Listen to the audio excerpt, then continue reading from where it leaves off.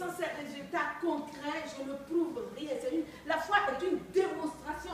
Je dois démontrer. On me gifle sur la joue gauche, je dois démontrer en donnant la joue droite. C'est une démonstration, la vie chrétienne. Amen. C'est une démonstration. Mais si c'est moi qui gifle, je ne suis jamais repenti. Je ne suis pas passé par la repentance. La repentance, c'est très important dans notre vie. Je demande à Dieu que nous tous qui sommes ici, nous ayons vraiment le salut que personne ne peut voler. On peut nous voler des biens, on peut nous voler, même nous tuer, mais le salut que Dieu nous a donné là, personne ne peut toucher. Amen. Personne ne peut toucher ça. Et je pleure devant le Seigneur que nous tous qui sommes ici, non seulement nous ayons ce salut, mais que notre amour pour Dieu augmente tellement que nous pouvons répandre ce salut. Amen. Mais le vrai, parce que si on entend le vrai, ça doit avoir des résultats concrets dans notre vie pour répandre le vrai. Amen. Alléluia. Le vrai salut chez nous doit tomber sur des résultats concrets. Nos habitudes, nos parler, notre mentalité change. Beaucoup de choses changent. Dieu dit, je suis puissant, je te protège. Quand on tombe malade en Afrique, vous savez comment Paul a dit les Thessaloniciens, ils ont quitté les idoles. En Afrique, c'est aussi la même chose. Hein? On a quitté les idoles et on vient à l'église. Et voilà, quand on tombe gravement malade, hein? La famille va dire, tu es malade avec Jésus là, tu vas prier dans l'église là et tu es quand même malade. Viens, viens, viens, viens, viens. Voilà, ça, Jésus c'est le Dieu des Blancs. Mais la protection ici là, viens, viens, viens, viens, viens. Et si je suis passé par la repentance, je résiste, je dis non. Je dis non. La protection. Donc, le fait que je quitte les idoles, ça se traduit dans des résultats concrets, c'est-à-dire que je dis non à toutes les tentations de la famille. N'est-ce pas? Je dis non à toutes les tentations de la famille. Je dis non. C'est un résultat concret. Parce que je ne veux plus blesser Dieu. Ce sont mes péchés qui ont tué Jésus. Je ne veux plus lui faire mal. Jésus change mon cœur, change ma vie, change ma mentalité. La Bible dit que Dieu doit changer, renouveler notre intelligence. Parce que nous étions programmés par la chair à faire le mal. Maintenant, Dieu, par le Saint-Esprit, nous programme à faire le bien.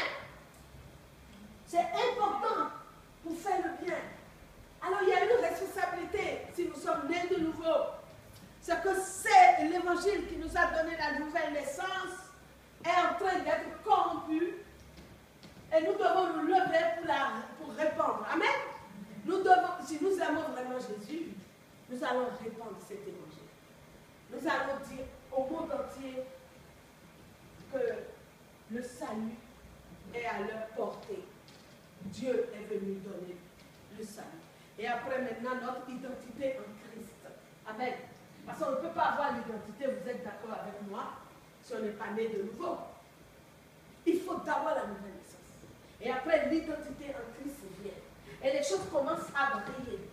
Alors, quand il y a un problème, je suis malade, peu importe, Dieu me protège. Et je ne quitte pas cette phrase, Dieu me protège. Il me protégera et il me guérira. Et je reste là. Je refuse l'aide de la famille.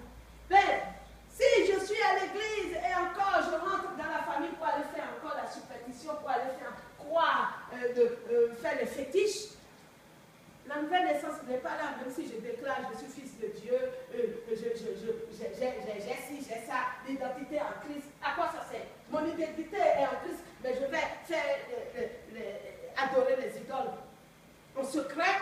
Je vais aller trouver les marabouts, les voyants en secret. La Bible dit que dans la repentance, il y a plusieurs étapes.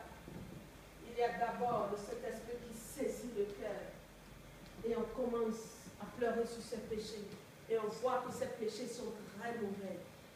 Jusqu'au péché de caractère, c'est mauvais. On doit voir c'est mauvais. Et commencer à pleurer sur cet état-là. Pleurer sur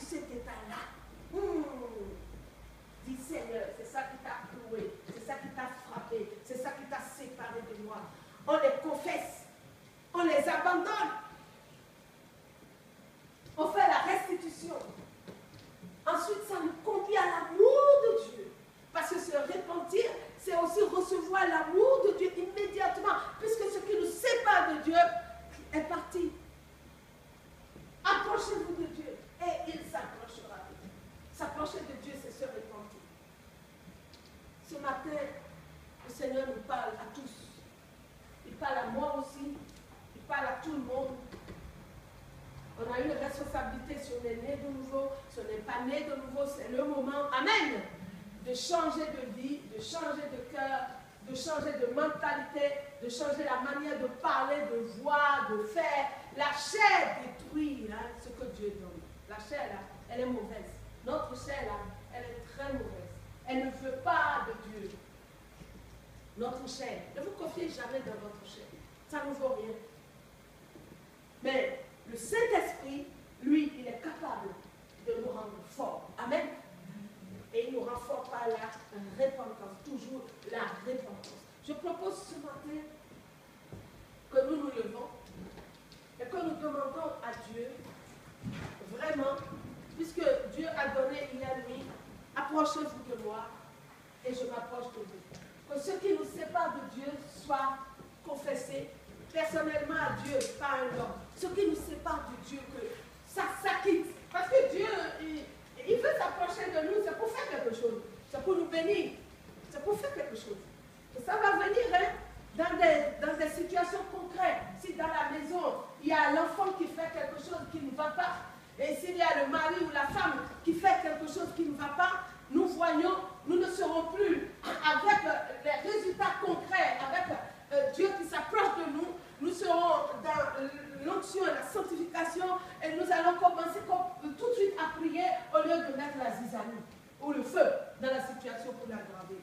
Nous allons commencer uniquement et la paix sera dans la maison. Amen. Je ne sais pas si vous comprenez ce que je suis en train de dire. Si nous voyons dans notre maison quelque chose qui ne va pas, au lieu de commencer à... Non, change mon cœur, change ma manière de voir, de parler, de penser. Parce que ce que j'entends doit donner des résultats concrets. Concrets, c'est-à-dire, dans ma maison, quelque chose se passe, je n'aime pas. Eh bien, maintenant je vais supporter ça. Pourquoi?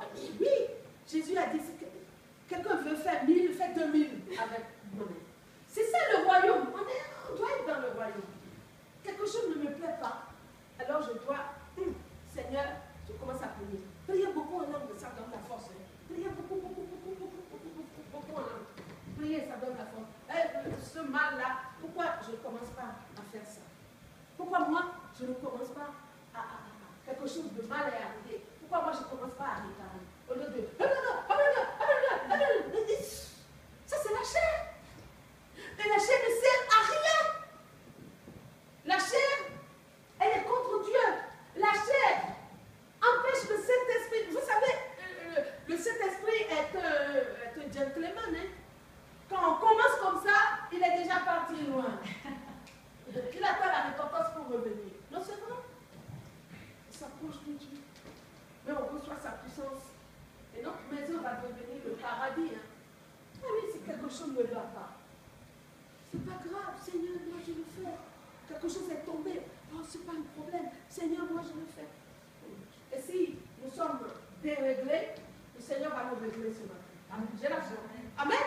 Si nous sommes déréglés, il y a des gens qui sont déréglés, qui n'arrivent pas, il y a quelque chose qui ne va pas dans la tête, quelque chose qui ne va pas dans l'esprit, dans le corps. Mais Dieu va réparer. Amen.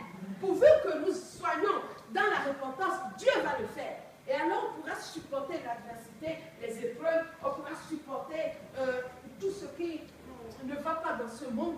Nous pourrons supporter et aider l'autre sans jugement, parce que le jugement tue l'amour. Amen. Le jugement, l'esprit de jugement tue. Ça ne veut pas dire qu'on ne voit pas ce qui est mal, on le voit. Mais nous devons vivre par l'esprit pour vaincre le mal. Amen. Chacun de nous prie.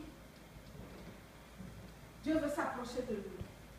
Et Dieu veut donner le salut à ceux qui n'ont pas la vraie repentance.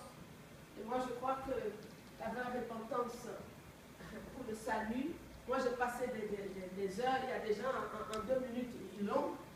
Moi, je ne l'ai pas eu comme ça. Si vous avez des doutes dans vos maisons, vous pouvez prier. Mais ce matin, Dieu veut s'approcher de nous. Il a dit, je veux m'approcher de vous. Approchez-vous de moi et je m'approche. D'abord nous, parce que lui, il a déjà fait tout. Amen. Chacun se répand et voit ce qui ne va pas dans sa vie. Chacun de nous se répand.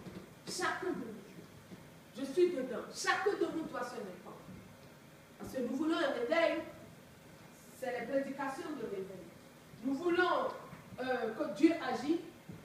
Parce qu'on est fatigué de la chair. Hein. On est fatigué que la chair agisse. Amen. On va laisser l'Esprit Saint agir. Et quand l'Esprit Saint agit, oh, il fait du bien. On sera très heureux. C'est comme une femme qui veut accoucher. Pendant l'accouchement, elle a très mal. Même pendant la grossesse, elle a mal. Et une fois que l'enfant est né, Jésus a dit, hey, ils sont contents. Quand il y aura le réveil, on sera content d'être passé par la repentance. Ça vaut le coup. Amen. Oui, c'est Seigneur. Chacun prie pour sa vie. Chacun demande à Dieu qu'il va se rapprocher. Il demande pardon de tous les péchés. Et Dieu pardonne ce matin tout. Et il remet tout à zéro. Seigneur, au moment où ton peuple est en train de prier, moi je te demande que s'il y a des dérèglements dans l'esprit, il y a des dérèglements dans le corps, il y a des dérèglements dans l'âme, que par ton Esprit Saint, tu rétablis toutes choses au nom de Jésus.